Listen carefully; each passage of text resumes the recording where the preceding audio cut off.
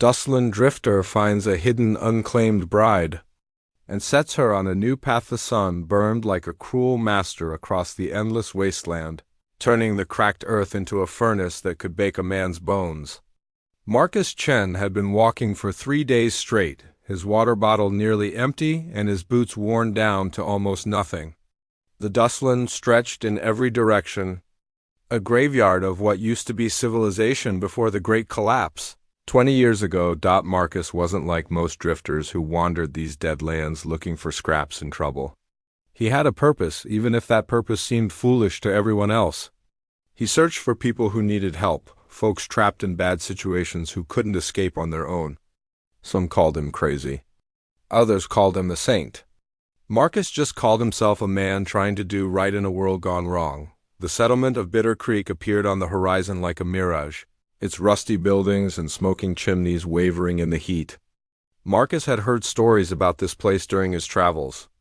It was one of those towns where desperate people gathered, where the strong preyed on the weak, and where women often disappeared without anyone asking questions. As Marcus walked down the main street, dust swirling around his legs, he noticed how the townspeople watched him.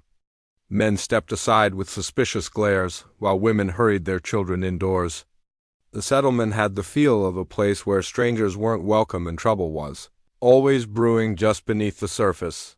The saloon doors creaked as Marcus pushed through them, seeking shelter from the blazing sun and maybe some information about the area.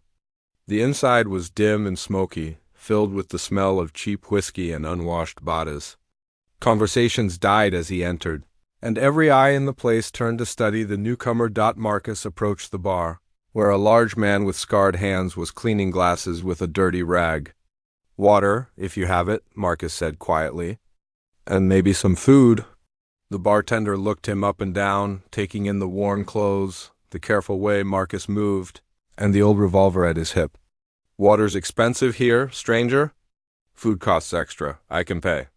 Marcus placed a few precious coins on the scratched wooden surface. As the bartender poured lukewarm water into a cracked glass, Marcus listened to the conversations resuming around him.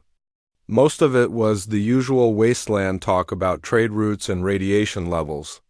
But one conversation caught his attention.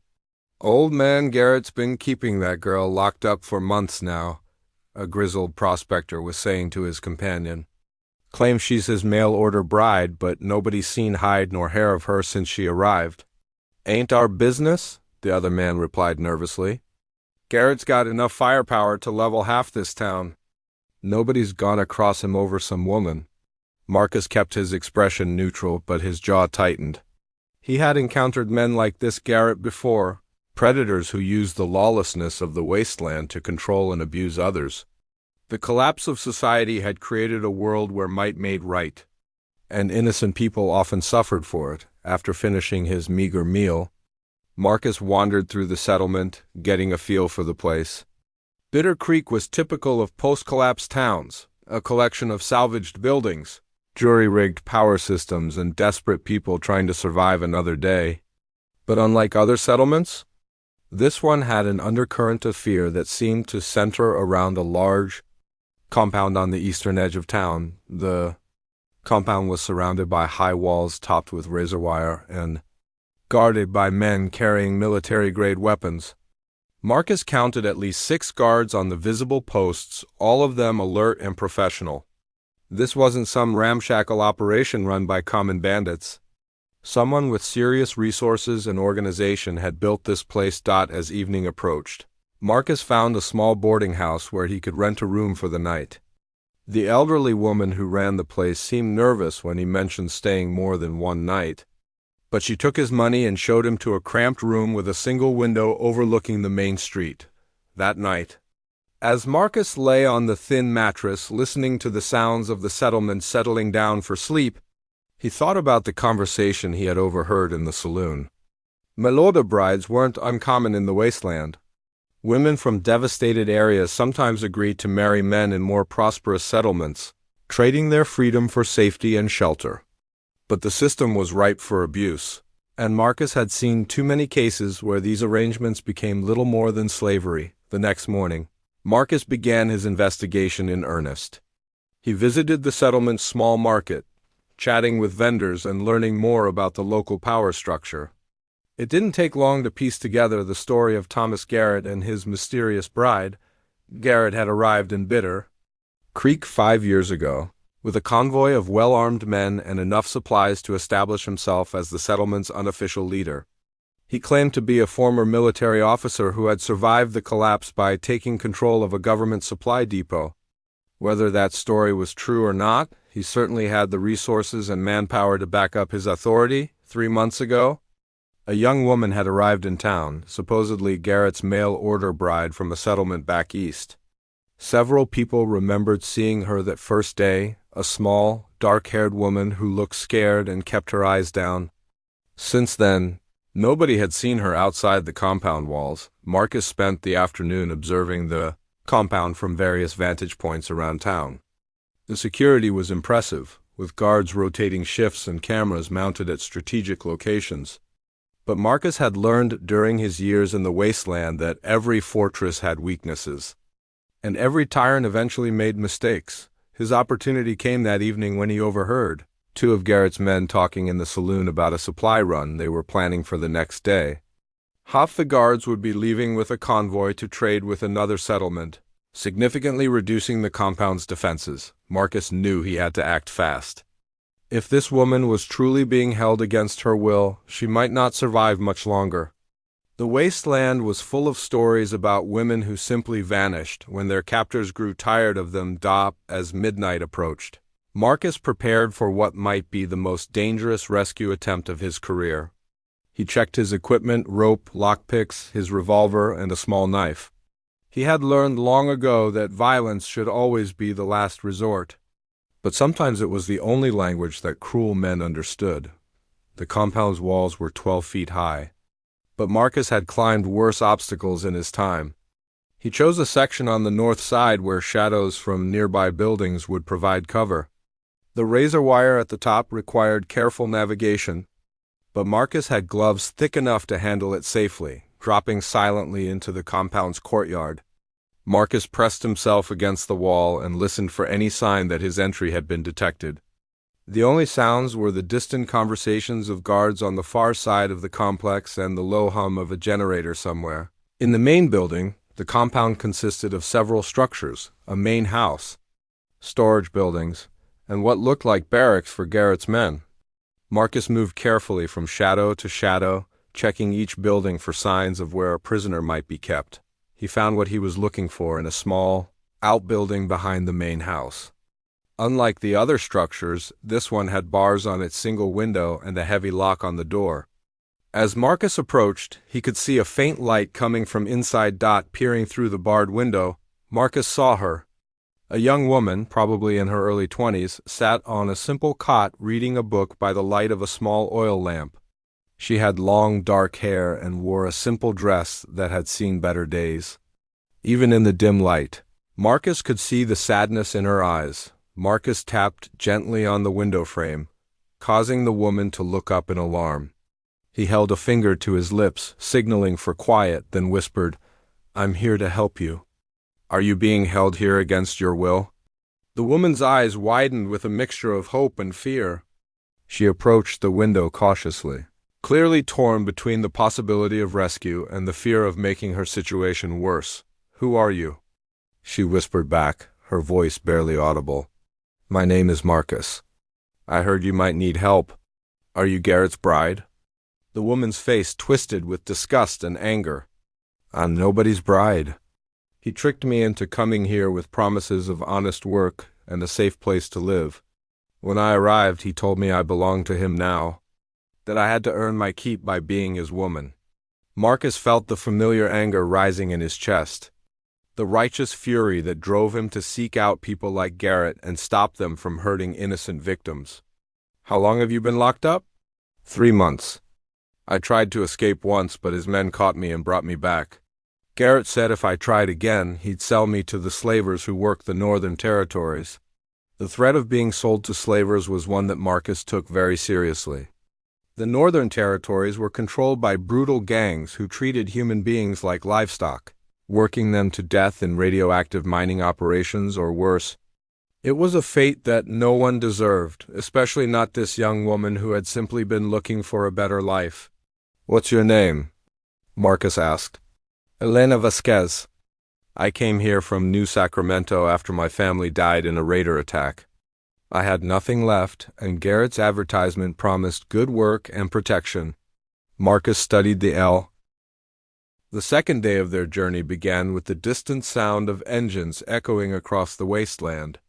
Marcus and Elena had been walking since before dawn, following animal trails and staying away from the main roads where Garrett's search parties would be looking for them. But the sound of vehicles meant their pursuers were getting organized and expanding their search. Marcus led Elena up a rocky slope to get a better view of the terrain ahead.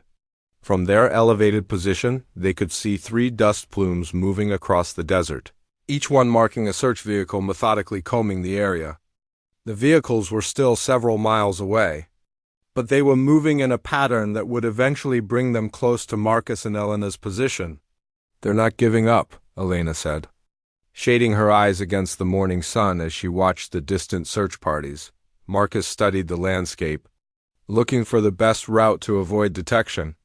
The wasteland stretched endlessly in all directions, broken only by occasional rock formations and the skeletal remains of the old world.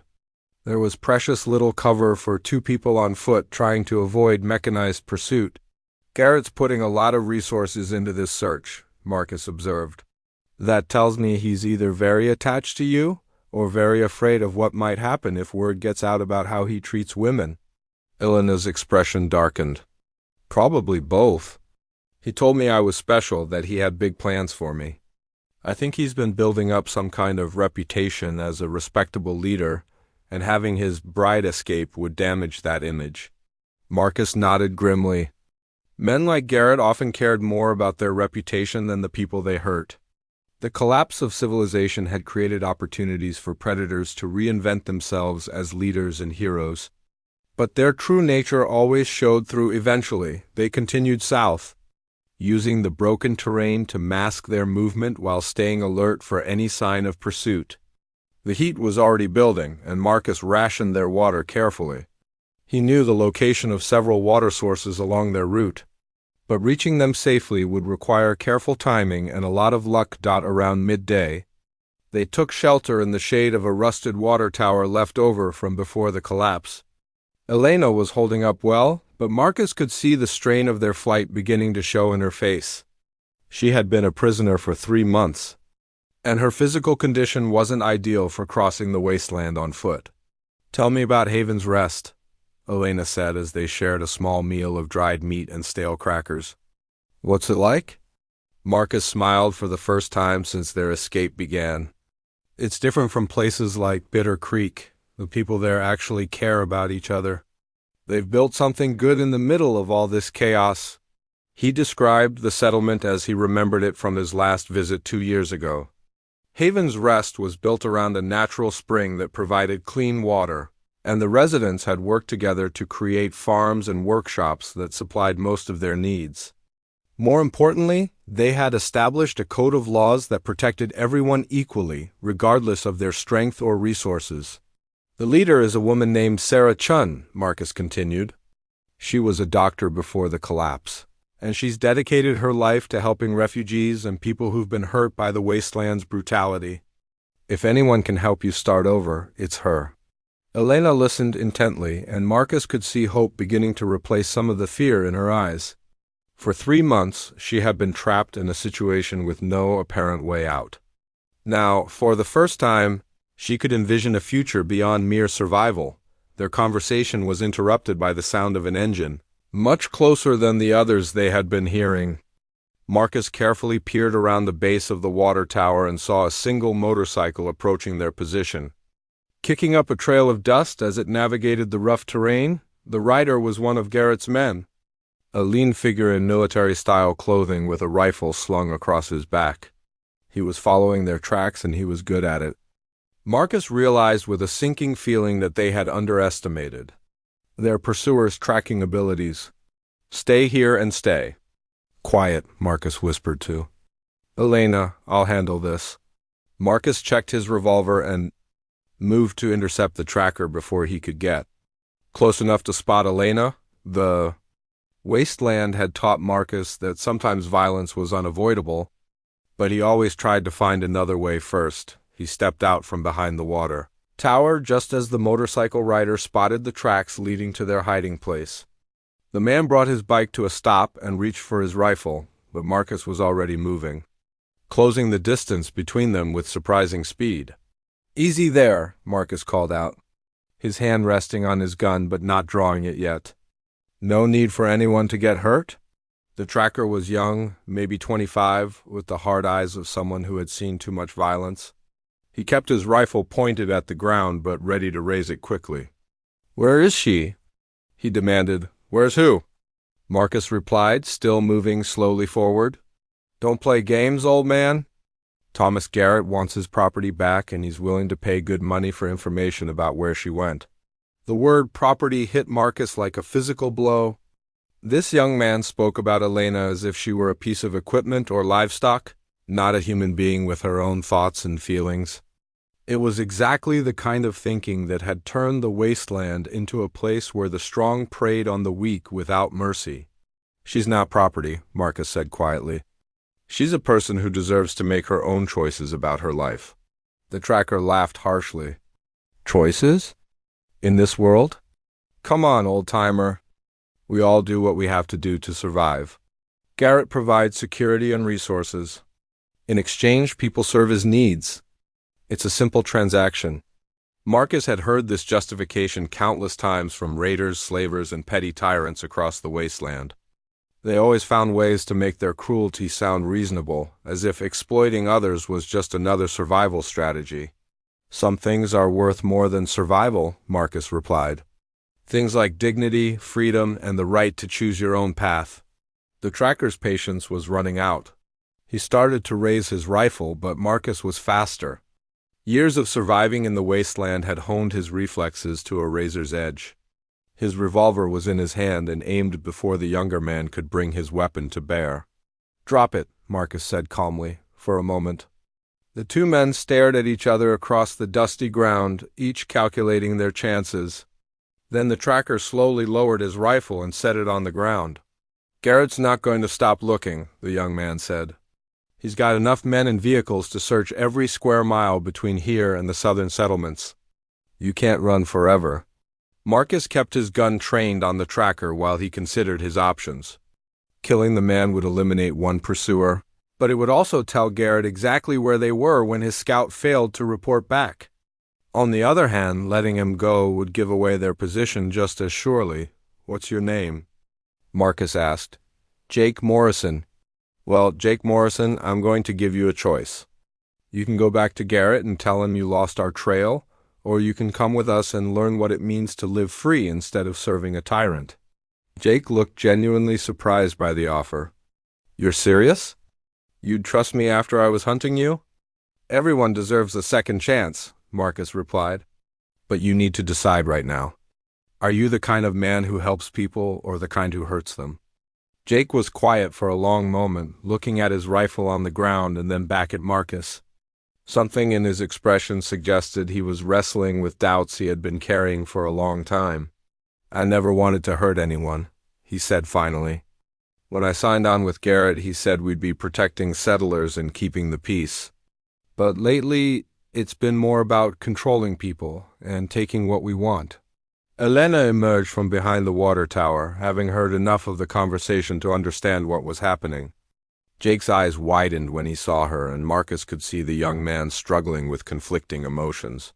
"She's just a girl," Jake said softly. "Why does Garrett want her back so badly?" "Because he's a predator," Elena replied before Marcus could speak. "He gets off on controlling people who can't fight back. He told me I was lucky he chose me, that I should be grateful for his protection." Jake looked sick. "I didn't know. He told us you were his fiancée, that you'd run off after some kind of lover's quarrel." Marcus watched Jake carefully, trying to read whether the young man was genuinely naive or just a good actor. In the wasteland, trusting the wrong person could get you killed, but Marcus had learned to read people's intentions through years of experience. "So what's it going to be, Jake?" Marcus asked. Are you going back to tell Garrett where we are? Jake picked up his rifle, and for a moment Marcus tensed, ready to shoot if necessary. But instead of aiming it at them, Jake slung the weapon across his back and shook his head. I'm done working for Thomas Garrett. If you'll have me, I'd like to help get Elena somewhere safe. Elena looked uncertain, which was understandable given that Jake had been hunting them just minutes ago. But Marcus had seen genuine remorse in the young man's eyes, and he believed in the possibility of redemption. All right, Marcus said, holstering his revolver. But you should know that Garrett will probably put a price on your head for deserting him. Jake nodded grim. The ambush came at noon on their fourth day of travel, when the sun was at its highest and the heat made every shadow precious. Marcus had been expecting it, watching for the signs that experienced wasteland fighters learn to recognize. The sudden absence of bird calls. The way the wind seemed to carry unusual sounds, and most telling of all, the fresh tire tracks that Jake spotted leading into the narrow canyon they had been following. They're ahead of us, Jake said quietly, bringing his motorcycle to a stop behind a cluster of boulders. At least 2 vehicles, maybe more. Marcus studied the terrain through a pair of cracked binoculars he had carried for years. The canyon walls rose steeply on both sides, creating a natural choke point that would be perfect for an ambush.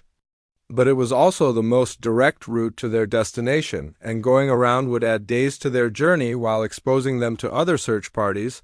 Elena crouched beside them, her face pale but determined. Over the past few days, she had transformed from a frightened prisoner into someone who understood the deadly game they were playing. She no longer flinched at every sound or shadow.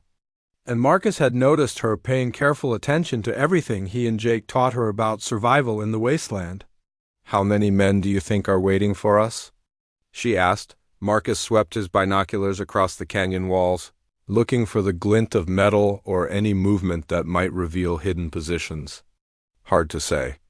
If Garrett's smart, and unfortunately he seems to be, he'll have put enough firepower up there to stop a small army. Jake checked his rifle and counted his ammunition. We could try to go back and find another route, but they've probably got scouts watching our back trail too. And with the motorcycle, we're not exactly hard to track. Marcus lowered his binoculars and considered their options.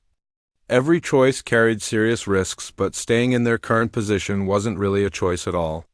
Garrett's men would eventually move to surround them, and being caught in the open would be even worse than walking into an ambush.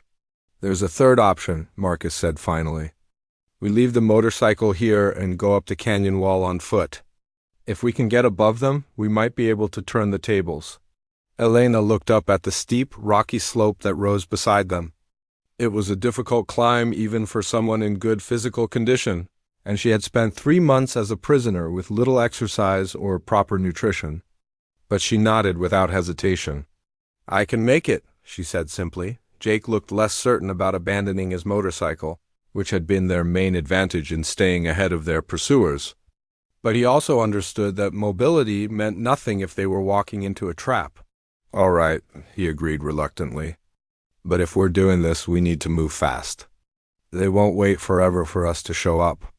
Marcus led them up a narrow gully that offered the best combination of cover and climbing routes. The ascent was treacherous, with loose rocks and sudden drop-offs that could easily send an unwary climber tumbling back down to the canyon floor. Elena struggled with some of the more challenging sections, but she kept pace through sheer determination and refused. Marcus's offers to help even when her hands were bleeding from gripping the sharp rock dot. After an hour of careful climbing, they reached a position high enough to overlook the ambush site. Marcus had been right about Garrett's tactical skills. The trap was well planned and professionally executed, with gunmen positioned to create overlapping fields of fire that would catch anyone trying to pass through the canyon. Marcus counted at least 8 men spread across various positions, all armed with military-grade weapons and equipped with radio communications. 2 vehicles were hidden behind rock formations, ready to pursue anyone who tried to retreat or to transport prisoners if the ambush succeeded. They're not taking any chances, Jake observed as he studied his former colleagues through the binoculars. Garrett must have sent his best people for this job. Elena was scanning the area below with grim fascination. How do we get past them? There are so many of them. Marcus had been asking himself the same question. A direct assault would be suicide, even if they had the element of surprise. But sometimes the best solutions came from changing the nature of the problem instead of trying to solve it directly. We don't fight them, Marcus said. We make them fight each other. He outlined his plan as they watched the ambush party below. It was risky and required precise timing. But it offered their best chance of getting through the canyon without a direct confrontation. The plan depended on the fact that Garrett's men were spread across multiple positions and communicating by radio. If Marcus could create confusion about what was happening and where the threat was coming from, he might be able to turn their own tactics against them. Marcus left Elena and Jake in a concealed position with instructions to wait for his signal. Then he worked his way around to a position behind the ambush party's main communication post, where a single operator was monitoring radio traffic and coordinating the different teams. Getting close to the radio operator required all of Marcus's skills as a wasteland survivor. He moved like a shadow across the broken terrain, using every piece of cover and staying low to avoid being silhouetted against the sky. It took him nearly an hour to cover the distance, but finally he was close enough to hear the operator's voice as he checked in with the various teams. Team Alpha, report status. Alpha here. No movement in Sector 1. Team Beta. Beta in position. Still no sign of targets. Marcus waited for the right moment, then struck. His knife found the radio operator's throat before the man could cry out, and Marcus quickly took control of the communication equipment. He had learned enough about radio procedures during his years in the wasteland to convincingly impersonate military communications. All teams. This is command, Marcus spoke into the radio microphone, trying to sound like an officer giving urgent orders. We have movement on the North Ridge. Team Alpha, move to intercept. Team Beta, provide covering fire. The response was immediate.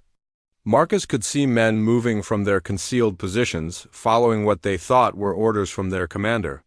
The carefully planned ambush began to break apart as teams moved to respond to a threat that didn't exist. Team Charlie, we need you to move up the canyon and cut off their escape route, Marcus continued. Watching as more men abandoned their positions, within minutes, the ambush had dissolved into chaos as different teams moved in conflicting directions and lost their overlapping fields of fire.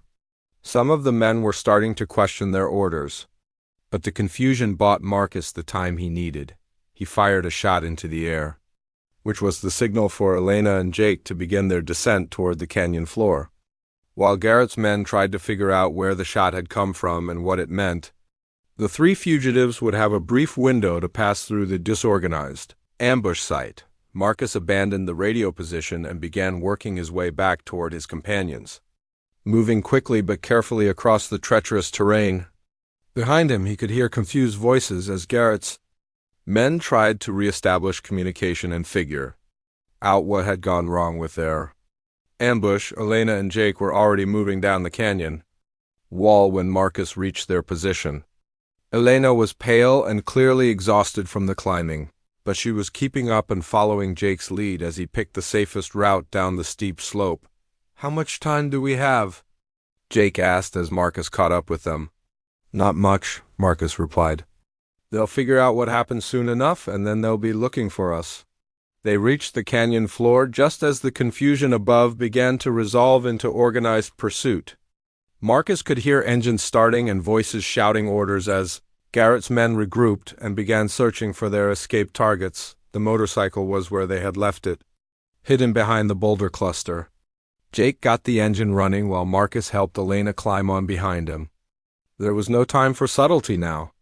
Their only chance was to reach the end of the canyon. Before their pursuers could organize an effective chase, the motorcycle roared to life, its engine echoing off the canyon walls as Jake pushed it to its maximum speed across the rough terrain. Behind them, Marcus could see dust clouds marking the position of pursuing vehicles, and he knew it would be a close race to reach safety. The canyon walls gradually widened as they approached the southern exit, but Marcus could see more dust clouds ahead. suggesting that Garrett had positioned additional forces to block their escape route. They were caught between two groups of enemies with no obvious way out. There. Elena pointed to a narrow gap in the eastern wall of the canyon. That looks like a side passage. Jake turned the motorcycle toward the gap, praying that it would lead somewhere other than a dead end. The passage was barely wide enough for the bike, and Jake had to slow down significantly to navigate the tight turns and rocky obstacles, but the passage led to freedom. After several tense minutes of threading through the narrow defile, they emerged into a broad valley that offered multiple escape routes and plenty of room to maneuver. Jake opened up the motorcycle's throttle, racing away from the canyon as their pursuers were forced to follow them through the same narrow passage for the first time since the ambush began. Marcus allowed himself to believe they might actually escape. But he knew Gare.